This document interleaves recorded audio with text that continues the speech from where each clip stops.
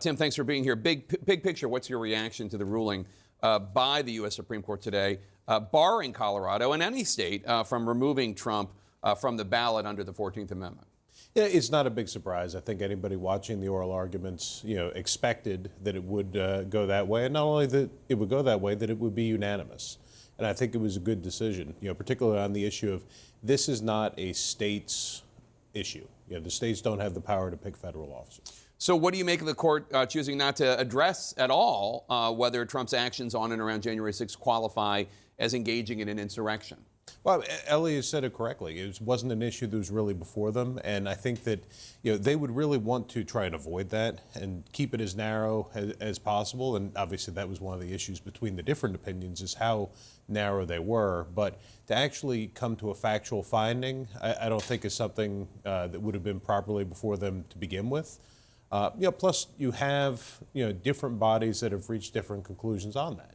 You have Colorado that says he was an insurrectionist, and then you have the Senate in the impeachment trial where he was acquitted of that. So, to try and synthesize all those decisions is well beyond what the Supreme Court's scope is on this. Did you see anything in the opinions today that give you any hint as to how the court might rule on the question of whether what Trump did on and around January 6th as president that he has immunity from as a former president?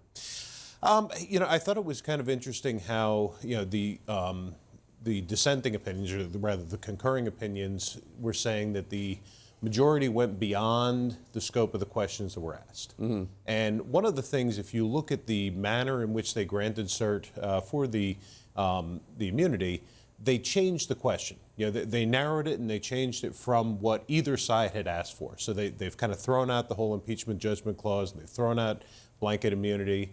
And the way that they instead phrased it is something that I think they could come to a decision that says these are what the contours are, and then throw it back down to say have a pretrial hearing to decide which parts of this case would fall within immunity and which ones would not. Trump's court schedule is about to get only busier. His first trial in the New York hush money case from District Attorney Alvin Bragg is set to begin later this month. His Florida classified documents case set to begin in May, though the judge said she might revisit that timeline. Right. Trump has been able to manage his dual legal campaign schedule thus far. Do you think that's going to change, though, as the trials consume more of his schedule? Oh, I'm sure it is. I mean, when you're on trial, you're in the courtroom all day, every day. And certainly in some of these courthouses, you're not allowed to bring your phone in. Maybe they have different rules for the former president with the Secret Service detail, but a lot of his time is just going to be taken up. And then once you get out of court at the end of the day, it's exhausting. And so I do think it will impact it. Do you think that Trump will end up in a federal courtroom before the November election, or do you think ultimately the federal trials, which is the classified documents case and the January 6th case from Jack Smith, are going to be delayed until after the election, and then obviously if he wins, he'll dismiss them? I think the January 6th trial gets pushed out past the election, and the classified documents, I give it 50-50. 50-50, yeah. Interesting. If you were still representing Donald Trump, which of all these cases would you be most concerned about? Classified documents case. Classified, why? I think that is the case that is the most likely to survive an appeal. It's in the friendliest jury pool jurisdiction. There are a lot of good arguments on either side, so it is definitely a good jury question, but I think that there aren't as many legal challenges that would cause it to be overturned on an appeal.